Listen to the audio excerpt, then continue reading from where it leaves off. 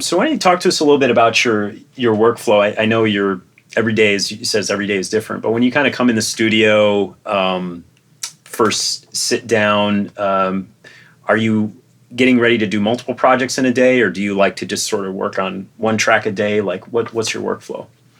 I tend to work on one thing in a day. Sometimes I'll do a little bit of work on something after a session, but my normal day in here is 9-hour day.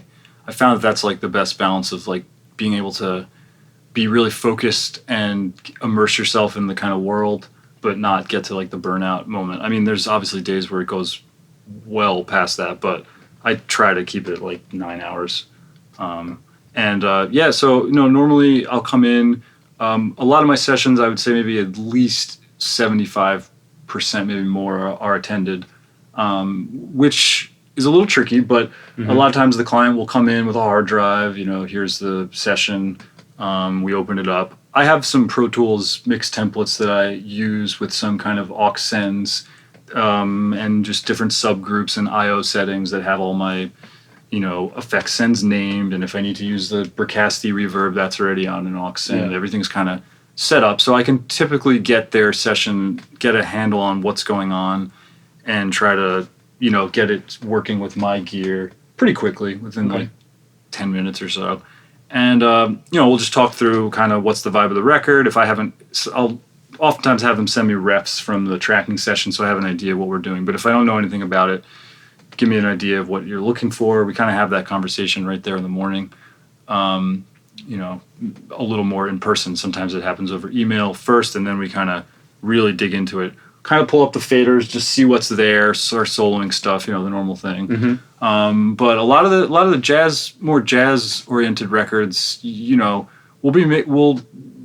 lot of those happen in 2-day mixes for a record. So it'll be the first day kind of getting sounds, getting signal routing, getting processing set up, EQs, reverbs, panning, that kind of thing.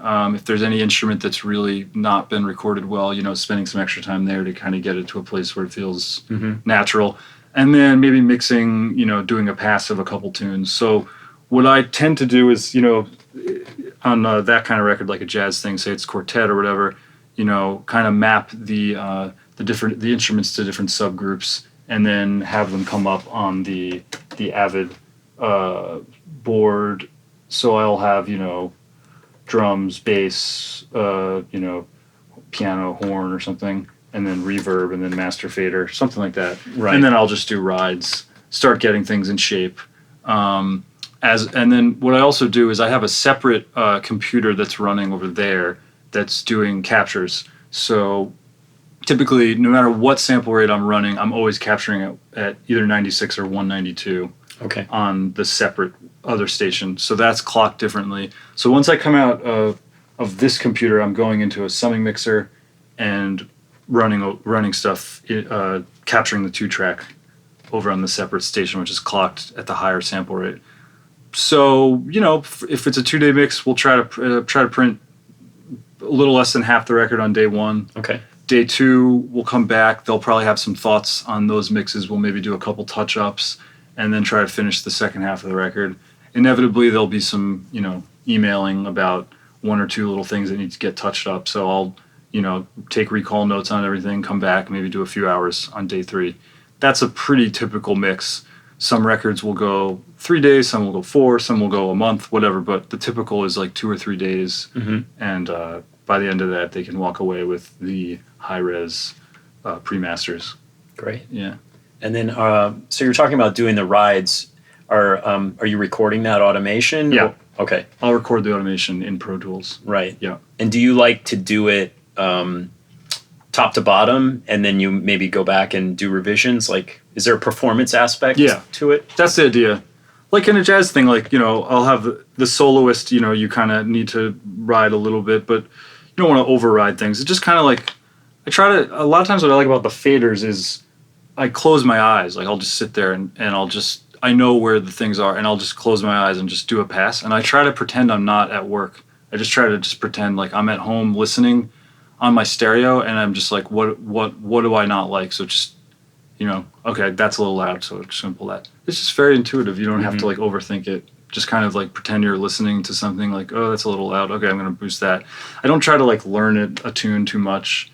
It's not like I'm doing like a pop tune where there's like these intense vocal rides. It's like very general like shaping stuff. Oh, the bass solo, you know, bass up a little bit, or you know, oh, it's a live record and we're using a lot of the bass DI because there's a lot of bleed, but now it's a bass solo, so I'm pulling down the bass DI. You know, just stuff like that. Yeah. Reverb is feeling a little heavy. So yeah, I'll do passes or I'll do sections, and then maybe I'll get somewhere where I kind of realize, oh, I started pulling that down too much and I didn't want that, so I'll back up, you know, 30 seconds. But normally, you know, 2 passes through a tune, and then when we do the print, I'll kind of monitor things. I'll put it in what's the mode? Latch or not? Touch mode. Touch mode, where I can pick up a fader. So, you know, 2 passes, and then when we're doing the stereo print, you know, more or less the bounce, I'll be here kind of just listening. So maybe I go through it 2 or 3 times, depending on how much time people book. And that's more or less how I use the artist mix thing. Yeah.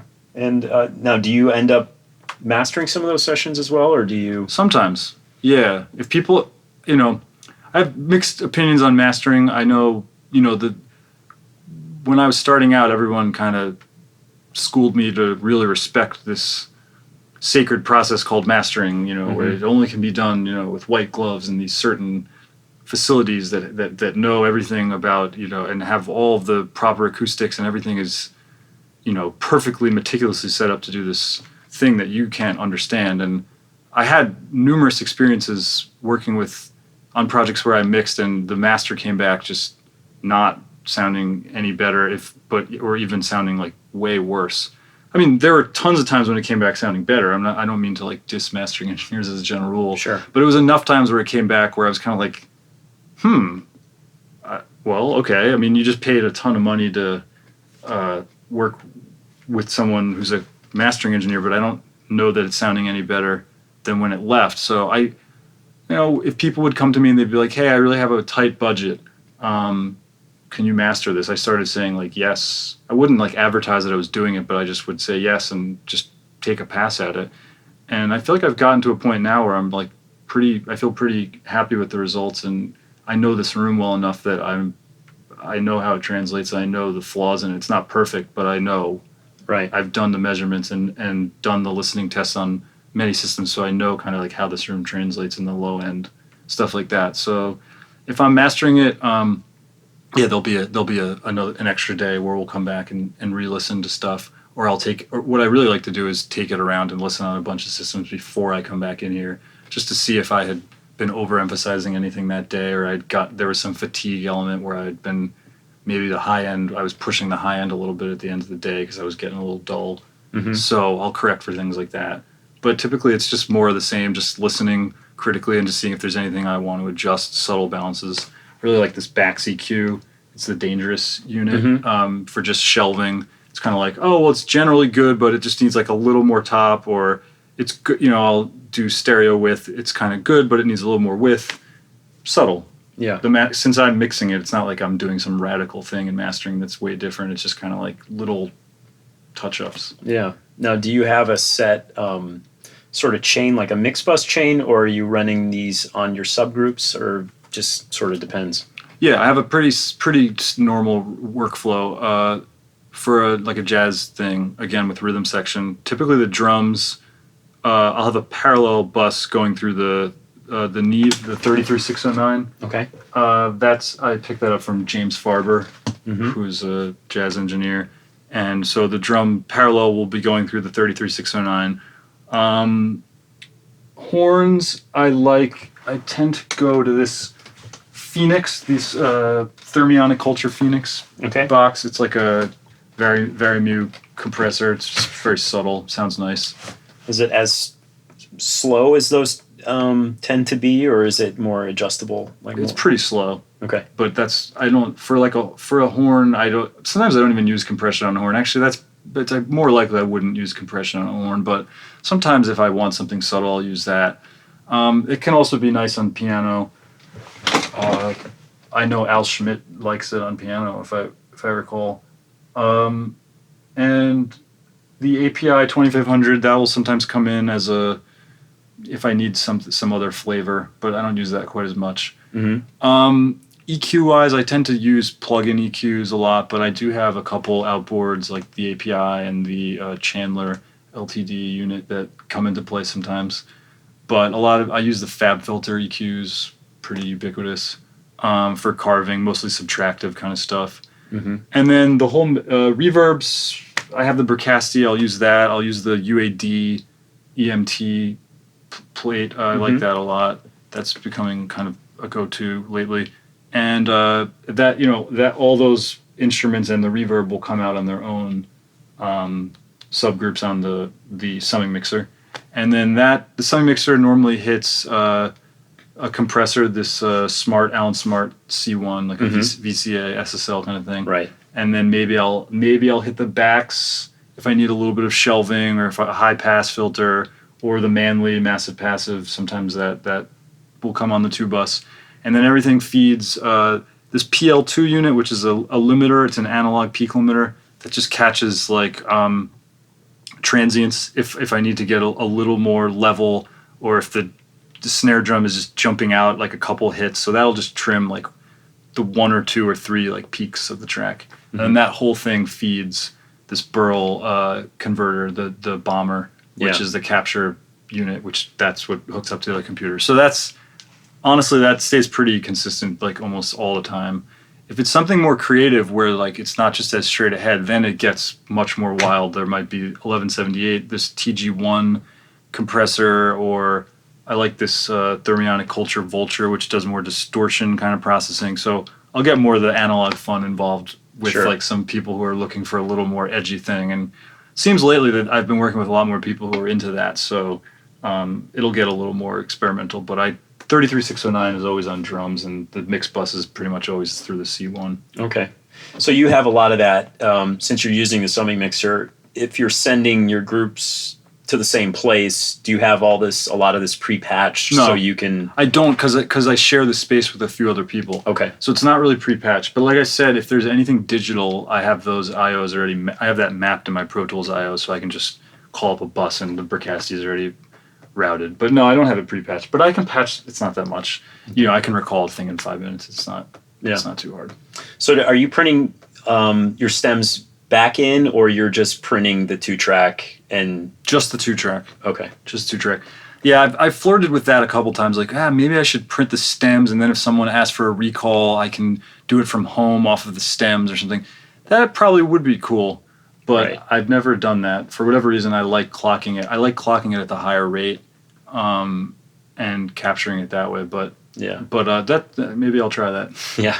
Well, you could run into the issue with that is if you have the compressor on the mix bus. Yes, that's right. Then there's that problem, and then also the summing.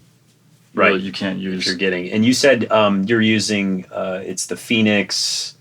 Nicerizer? Yeah, the Nicerizer. Right. And you said you've, over the years, you've tried a few different boxes and you've seemed to gravitate to that one.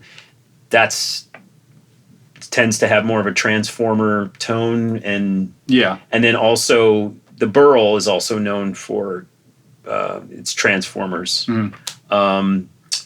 So that's a big part of your sound. I mean, do you do some stuff in the box, right? Yeah.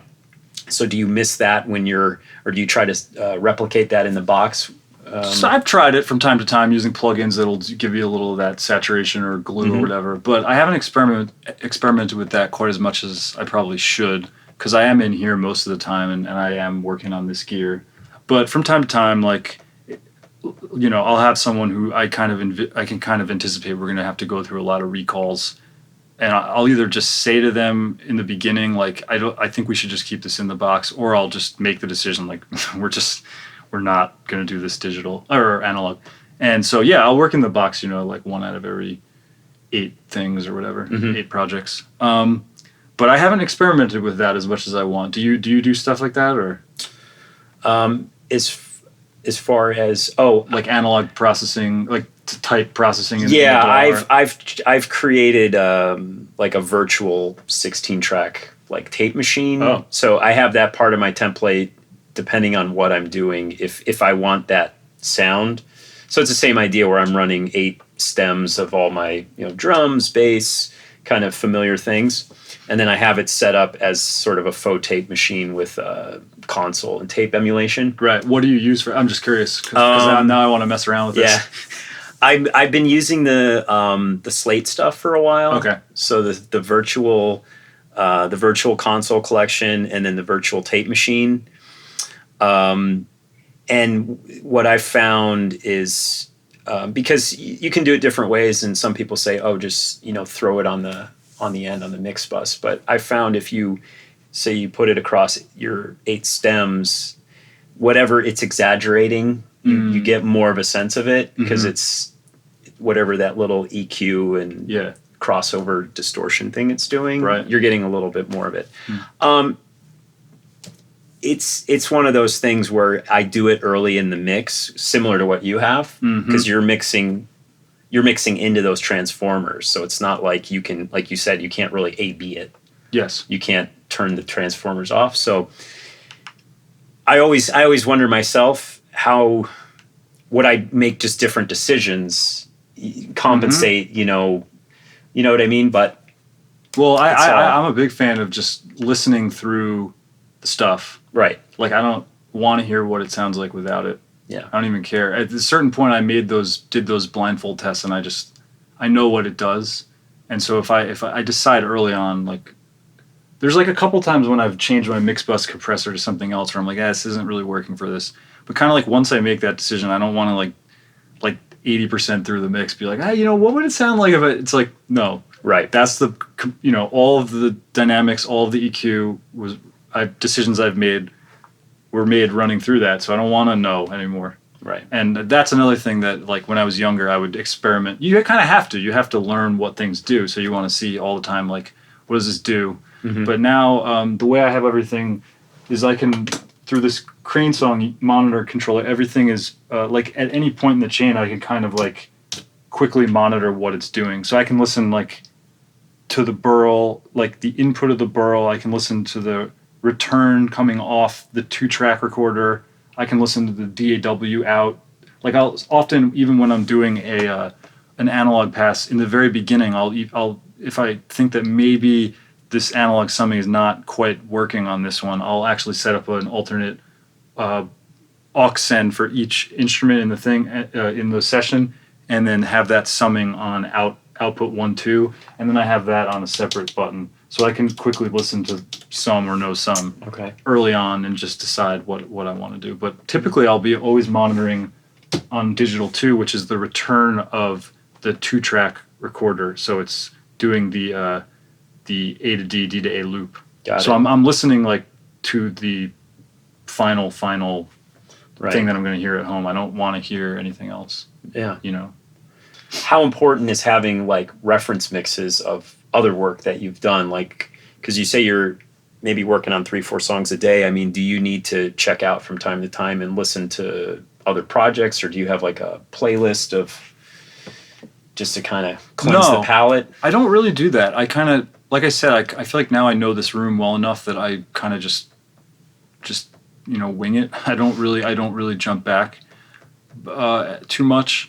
But if I'm working in an outside studio engineering, I'll often do that. At different times of the day, I'll go back to a ref mix to just orient where I am. Mm-hmm.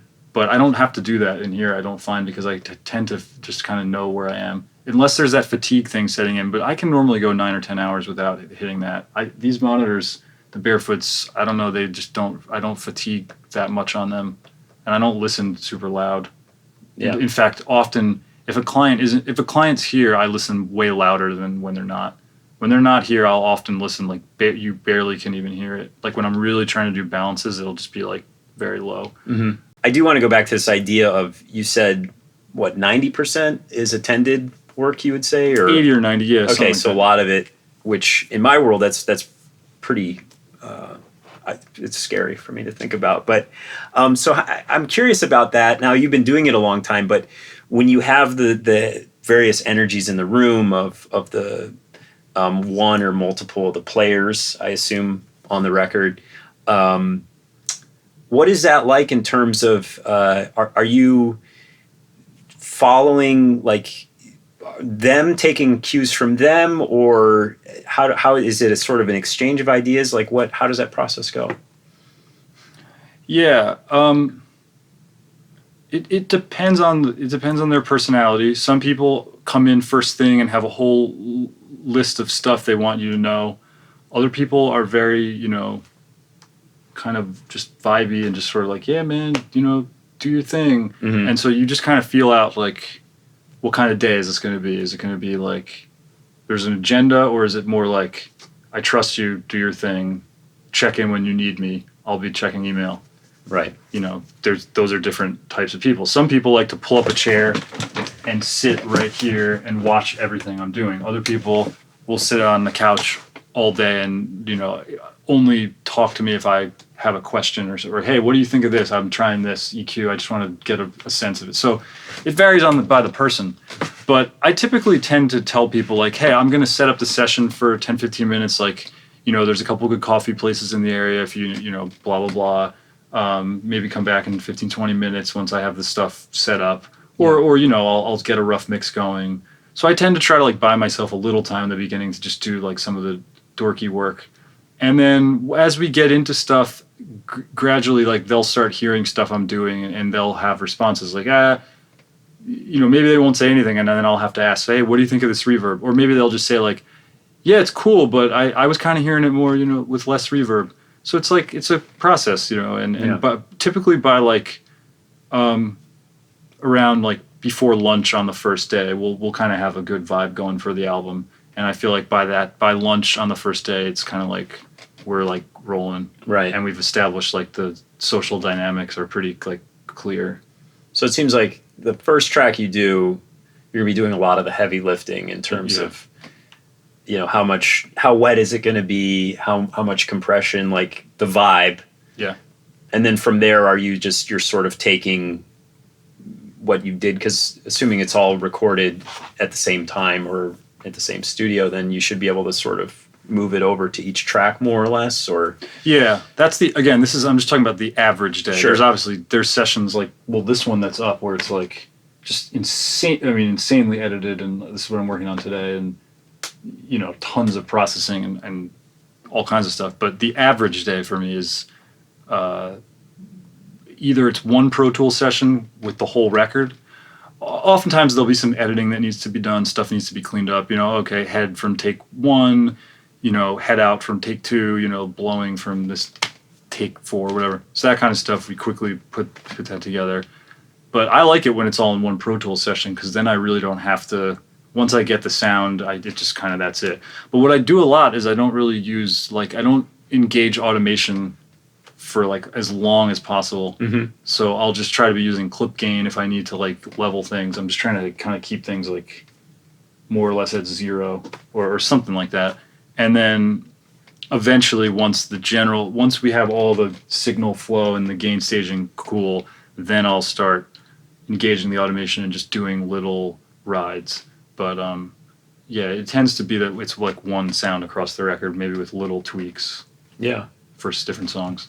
So, if I'm understanding, it sounds like your process, and you correct me if this is wrong, but it sounds like it's very collaborative, and it's also performative. Like you're really, even though you're coming into after this music has been documented, in a way, you're sort of the final performance on the music.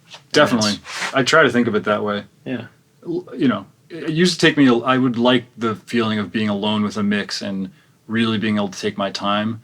And as an electronic musician and stuff, and just my whole background in that, I've gotten really used to being alone and listening on headphones and tweaking every sound, 0.2 dB, and so I've done that a lot. And so at first, this kind of thing, the more social performative thing, was a little uncomfortable, and I was never really happy with the results. I'd go home and listen and be like, I wish I had another couple hours, or I wish I had one more pass on that. It's cool, mostly cool, but I just missed this one ride or whatever. Yeah. And there's a lot of that.